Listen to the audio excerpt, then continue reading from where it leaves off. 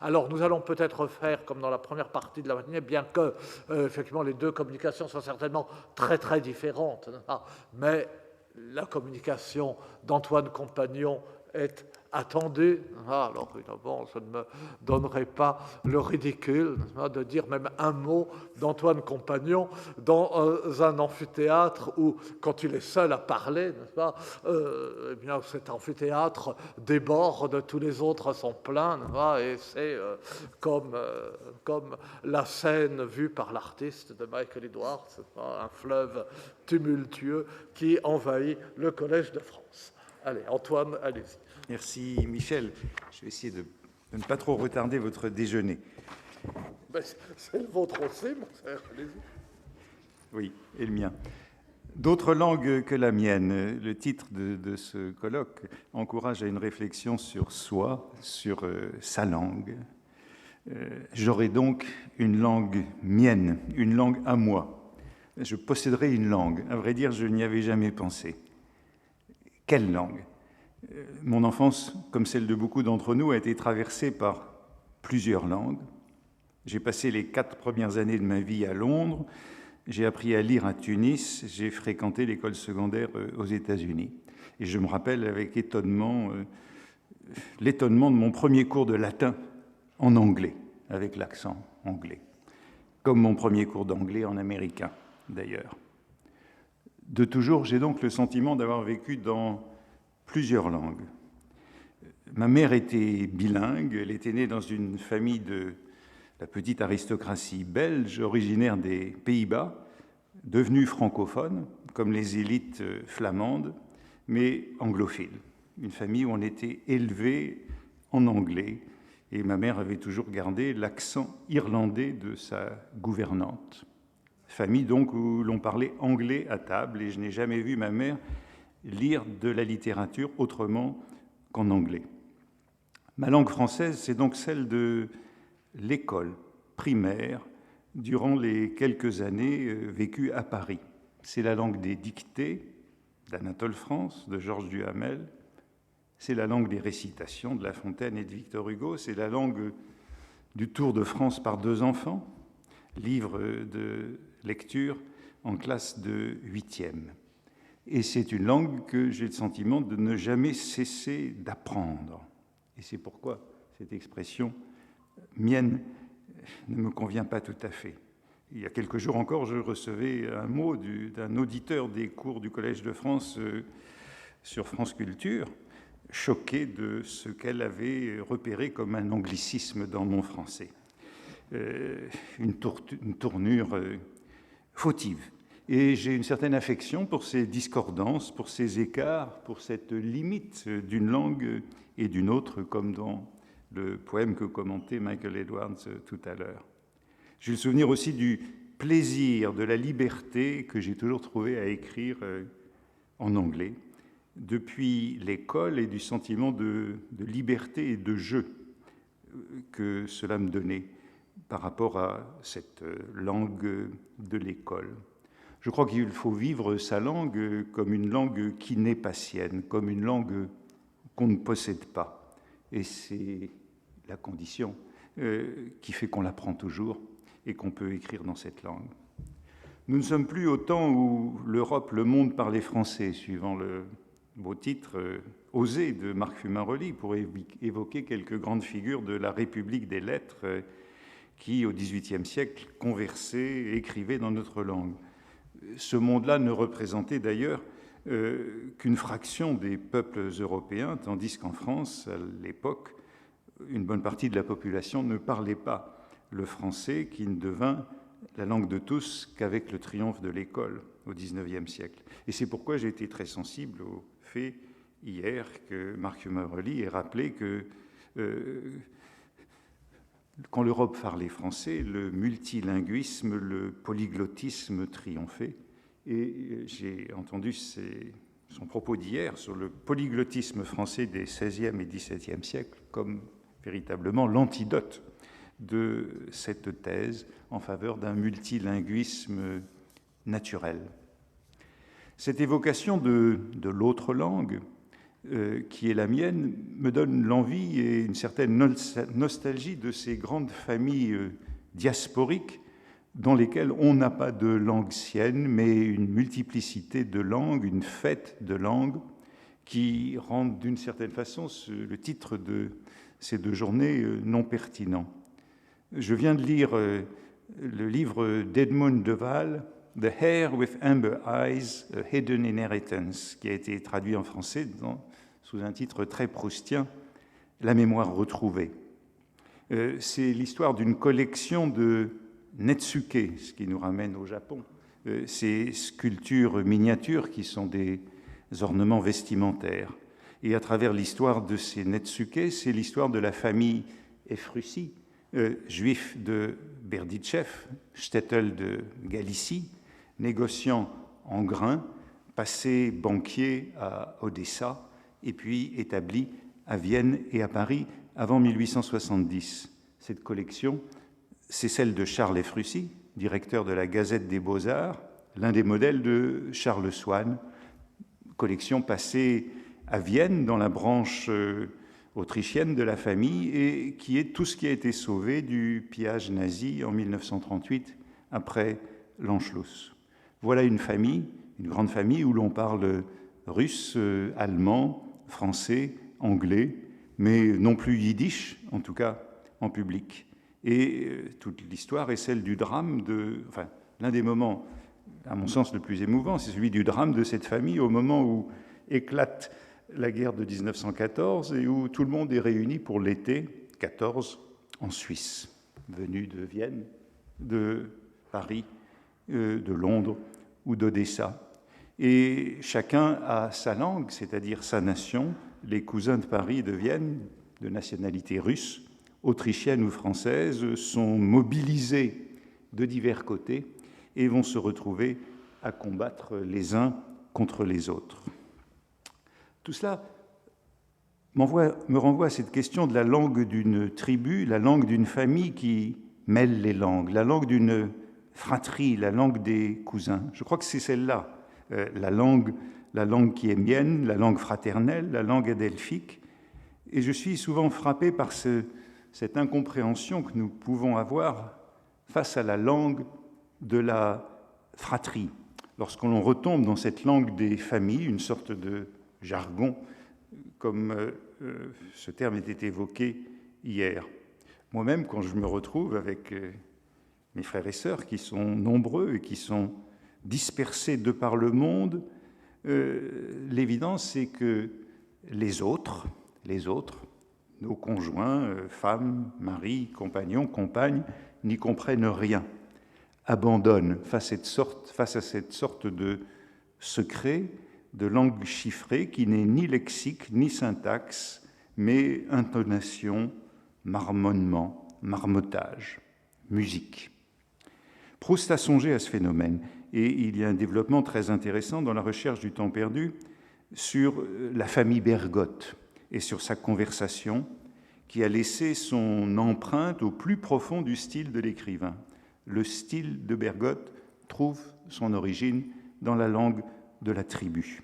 Voici ce qu'écrit le narrateur, ce qu'écrit Proust. Certaines particularités d'élocution qui existaient à l'état de faibles traces dans la conversation de Bergotte ne lui appartenaient pas en propre, car quand j'ai connu plus tard ses frères et sœurs, je les ai retrouvés chez eux bien plus accentués. C'était quelque chose de brusque et de rauque dans les derniers mots d'une phrase gaie, quelque chose d'affaibli et d'expirant à la fin d'une phrase triste. Autrement dit, un accent, un halètement, comme Michel disait tout à l'heure, une mélodie, un tempo. Swann, poursuit le texte, qui avait connu le maître quand il était enfant, m'a dit qu'alors on entendait chez lui, tout autant que chez ses frères et sœurs, ces inflexions en quelque sorte familiales. Tour à tour, cris de violente gaieté et murmures d'une lente mélancolie. Et que, dans la salle où ils jouaient tous ensemble, il faisait sa partie mieux qu'aucun dans leurs concerts successivement assourdissants et languides. C'est donc ce contraste de la gaieté et de la tristesse, quelque chose comme une modulation animale, instinctive, la plainte et l'égaiement, une sorte d'allegro ou de lamento qui fait la langue d'une famille. Voilà des remarques subtiles sur ces idiosyncrasies phonétiques ou élocutoires qui unissent une tribu, sur la linguistique adelphique, sur les automatismes minuscules, les tics que partagent inconsciemment frères et sœurs, siblings, fratries, et qui se perdront à la génération suivante dans la fragilité de cette langue exposée à la dispersion. Et pourtant, c'est le second temps de cette petite analyse proustienne. Chez les Bergotte, ce qui est remarquable, c'est que la langue de la fratrie, les tics de la tribu, seront sauvés. Ils survivront, sublimés dans le style du frère. Le style de Bergotte, sa petite musique inimitable, irremplaçable, c'est la voix de la fratrie. Je cite, « Si particulier qu'il soit, tout ce bruit qui s'échappe des êtres est fugitif et ne leur survit pas. » J'adore cette expression de ce bruit qui s'échappe des êtres comme le plus intime de cette intimité familiale. Mais il n'en fut pas ainsi de la prononciation de la famille Bergotte, car s'il est difficile de comprendre jamais, même dans les maîtres chanteurs, comment un artiste peut inventer la musique en écoutant gazouiller les oiseaux, pourtant Bergotte avait transposé et fixé dans sa prose cette façon de traîner sur des mots qui se répètent en clameurs de joie ou qui s'égouttent en tristes soupirs. Toujours cet allegro et ce lamento. Il y a dans ces livres telle terminaison de phrases où l'accumulation des sonorités se prolonge, comme aux derniers accords d'une ouverture d'opéra qui ne peut pas finir et redit plusieurs fois sa suprême cadence avant que le chef d'orchestre pose son bâton, dans lequel je retrouvai plus tard un équivalent musical de ces cuivres phonétiques de la famille Bergotte. Il n'y a donc rien de plus périssable, de plus fragile que cette langue fraternelle prête à disparaître avec la diaspora adulte, avec l'émancipation de la famille. Ce parler, c'est cependant celui qui passe dans le style propre à Bergotte, que Bergotte a métamorphosé dans son style. Proust dit tout cela avec une série de métaphores musicales, les instruments à vent de la sourdine. On se demande bien entendu si Proust a un modèle à l'esprit pour cette langue intime devenue style d'un écrivain. Langue volée, langue transposée, serait-ce celle de sa propre élocution familiale? Mais voici le troisième temps de l'analyse. Ayant métamorphosé l'élocution familiale dans son style singulier, Bergotte l'a banni de sa propre parole, de son discours à lui. Il n'en a plus que les traces, alors que les frères et sœurs ont conservé l'élocution de leur enfance. Mais pour lui, écrit Proust, à partir du moment où il les transporta dans ses livres, il cessa inconsciemment d'en user dans son discours. Du jour où il avait commencé d'écrire, et à plus forte raison plus tard, quand je le connus, sa voix s'en était désorchestrée pour toujours, même plus de traces. Proust décrit une sorte de chiasme, si l'on veut, de forclusion, de subterfuge, mais c'est une dissimulation inconsciente. Ayant déplacé la langue clanique dans les livres, Bergotte l'a éliminée de sa parole, ou par une sorte d'intéressant phénomène, et c'est le quatrième temps de mon analyse, il imite quelqu'un d'autre. Le narrateur poursuit en effet, Bergotte, s'il ne devait rien à personne dans sa façon d'écrire. Très intéressant cette phrase, puisqu'il vient de dire qu'il doit ce qu'il y a de plus intime, mais ce qui nous montre que pour Proust, devoir à quelque chose, à sa famille, c'est ne devoir rien à personne. Le narrateur vient de dire qu'il lui doit tout, qu'il leur doit tout, il ne se contredit pas, car transmettre les idiosyncrasies familiales, ce n'est pas les voler, c'est au contraire les sublimer. Bergotte, donc, s'il ne devait rien à personne dans sa façon d'écrire, tenait sa façon de parler d'un de ses vieux camarades. Vous voyez qu'il y a une sorte de second chiasme, il parle comme un autre. Tenait sa façon de parler à l'un de ses vieux camarades, merveilleux causeur dont il avait subi l'ascendant, qu'il imitait sans le vouloir, là aussi c'est inconscient, dans la conversation, mais qui, lui, étant moins doué, n'avait jamais écrit de livre vraiment supérieur. De sorte que si l'on s'en était tenu à l'originalité du débit, Bergotte eût été étiqueté disciple, écrivain de seconde main, alors que, influencé par son ami dans le domaine de la causerie, il avait été original et créateur comme écrivain. Quatrième temps de l'analyse, particulièrement intéressante. Bergotte parle comme son vieux camarade. Le camarade est anonyme, mais il ressemble à Charles Swann, c'est-à-dire à Charles Efrussi, dont je parlais tout à l'heure. Un peu, pense-t-on, peut-on penser, comme Proust s'exprimait dans les salons ou dans sa correspondance, à la manière de Robert de Montesquieu. S'il écrivait comme il parle, on pourrait donc tenir Bergotte pour un écrivain de seconde main. Mais, prétend ici le narrateur, il n'écrit pas du tout comme il parle. Ainsi, comme écrivain, sinon comme causeur, il se révèle original et créateur. Admettons ce raisonnement, encore que, sans être étroitement beuvien, je ne suis pas sûr qu'il soit vraiment possible d'écrire tout autrement qu'on ne parle. Quoi qu'il en soit, Bergotte ne serait pas un causeur original, mais bien un écrivain original, même s'il doit l'essentiel de sa petite musique à sa famille. Ce croisement est intéressant. Bergotte parle comme son vieux camarade, mais il écrit comme ses frères et sœurs. S'il leur a pris l'essentiel de son style, il ne leur doit rien. Au contraire, c'est eux qui lui doivent d'avoir sauvé l'inflexion, la mélodie, le gazouillis familial de la disparition. Quelle raison de cette sensibilité de Proust à la question de la langue de la famille? Chez les Bloch, à Balbec, quand le narrateur et Saint-Loup s'y rendent à dîner à l'ombre des jeunes filles en fleurs, la conversation porte justement sur Bergotte. Je l'ai rencontré à plusieurs générales, dit M. Nissim Bernard. Il est gauche. C'est une espèce de schlémil. Cette allusion au comte de Camisot n'avait rien de bien grave, mais l'épithète de schlémil faisait partie de ce dialecte mi-allemand, mi-juif, dont l'emploi ravissait M. Bloch dans l'intimité, mais qu'il trouvait vulgaire et déplacé devant des étrangers.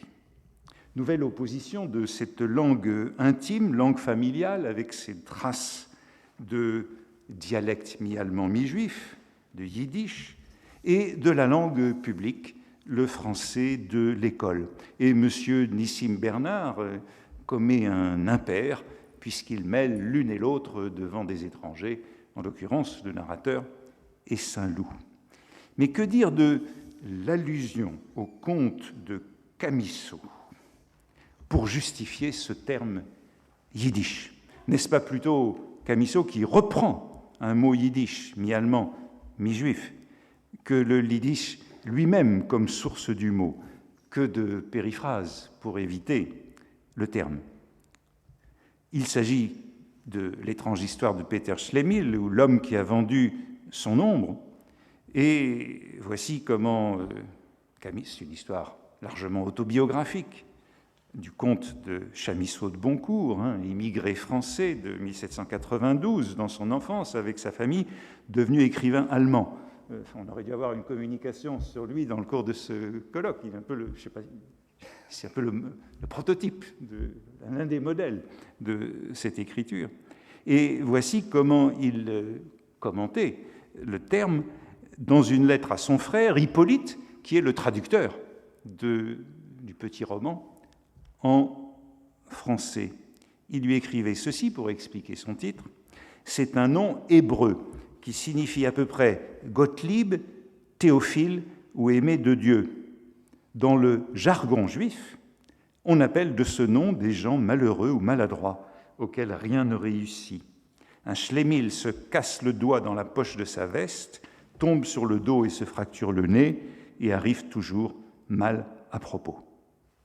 Maudit Peter Schlemihl deviendra une sorte de juif errant.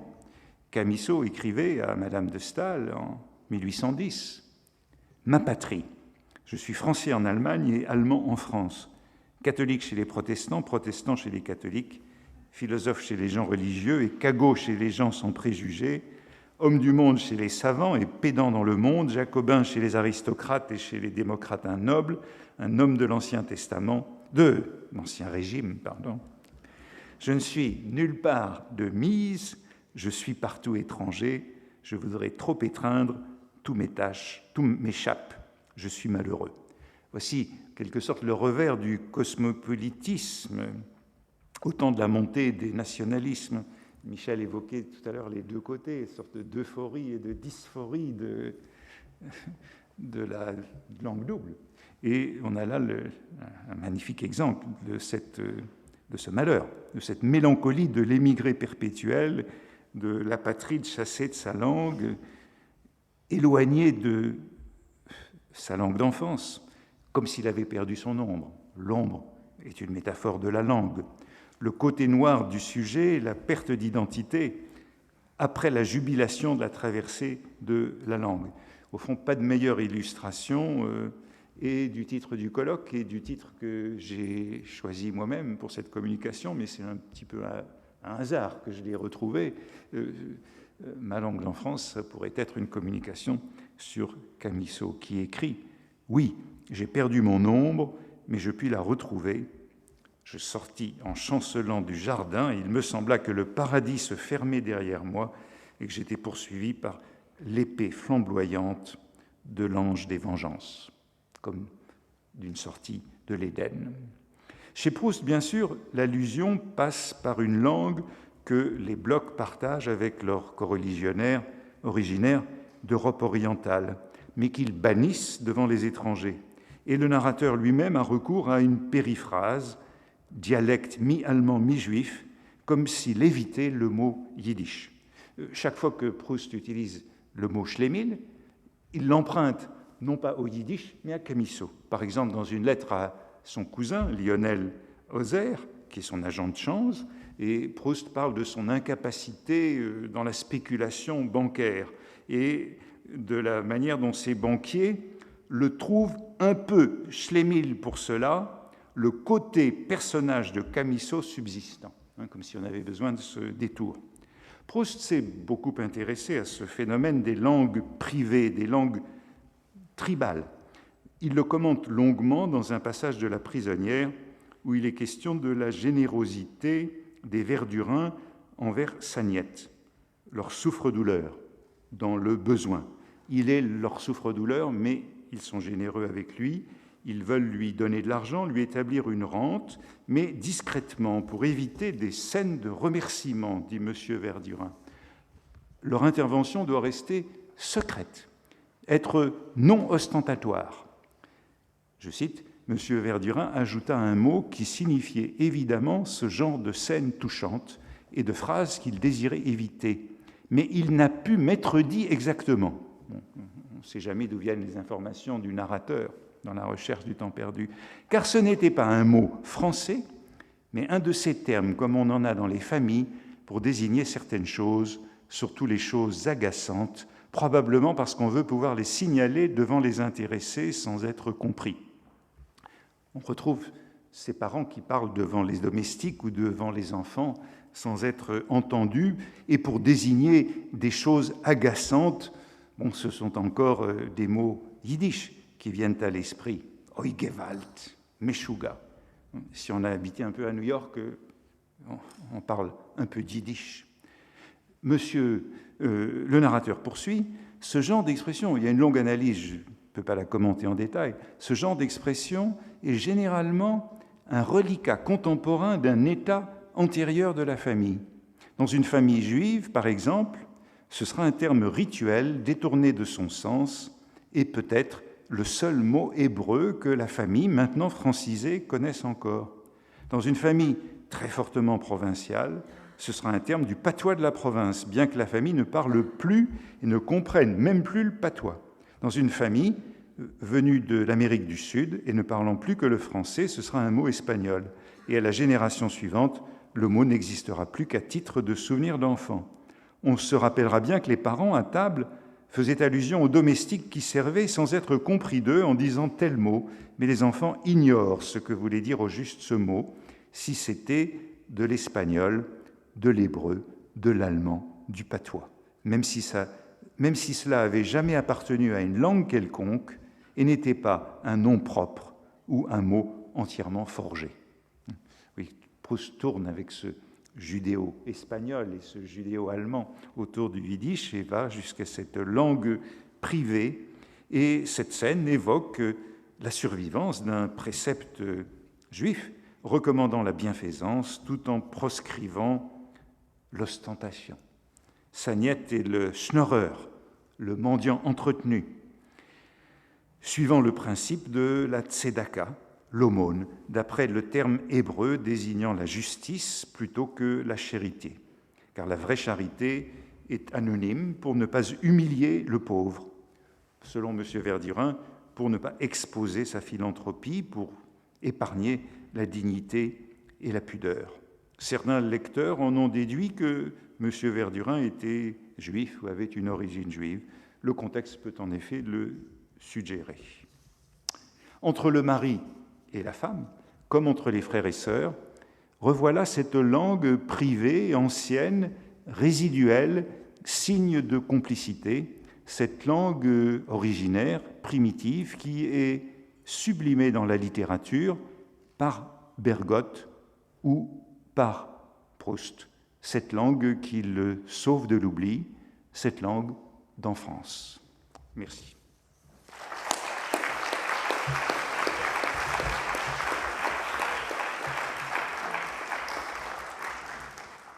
Merci Antoine de cette communication qui est tellement vous, non seulement par le talent, non seulement par l'utilisation de Proust, mais par ce mouvement qui vous a fait dire non, je n'ai pas de langue, non, aucune langue n'est la mienne, on ne peut pas dire qu'une langue soit ma possession. Et puis, immédiatement après, ah oui, mais la langue de la fratrie, ça c'est quelque chose qu'on possède. Et après tout, que ce soit de la langue de la mère, ou la langue des parents, ou la langue de la fratrie, c'est la même connivence, d'une certaine façon, mais pour vous, c'est tellement la langue de la fratrie. Et avant de passer à la discussion, un mot, effectivement, il aurait dû peut-être y avoir une communication sur Chamisso. Mais non seulement Chamisso est un exemple en or de ce genre de situation, donc français émigré, devenu poète de langue allemande, non seulement c'est un exemple qui a nourri notre culture. Quand j'étais enfant, on nous faisait lire en classe allemand, d'une part Peter Schlemihl et d'autre part quelques poèmes, en particulier le fameux Schloss Boncourt, le poème sur le château de son enfance. Il est possible que Proust a fait d'allemand, et probablement, c'est de ça que ça vient, de même que, enfin, je n'ose pas parler de Proust devant vous, que son utilisation de Racine est très scolaire d'une certaine façon. Il cite les tragédies qu'on étudie en classe et les passages qu'on étudie en classe. Mais dans le cas de Chamisso, le lien entre la langue et la famille apparaît justement dans ce petit poème, que pas extraordinaire, Schloss Boncourt, et dans le fait que Chateaubriand dit que quand il a rencontré Chamisso, eh bien, ils se sont attendris et ils ont plaisanté sur le fait qu'il y a une sorte de métathèse ou de contrepétrie entre les châteaux perdus, Boncourt et Combourg. Et il y a les deuils immobiliers sont de vrais deuils, sont des deuils extrêmement profonds et sont des deuils qui sont comparables au deuil de la langue, de sorte que la superposition chez Chamisso est tout à fait frappante et c'est quelque chose que Chateaubriand, auteur si français, dans très bien vu. Mais enfin, excusez-moi, c'est moi qui parle, alors que c'est la discussion qui commence. La discussion, c'est pas moi.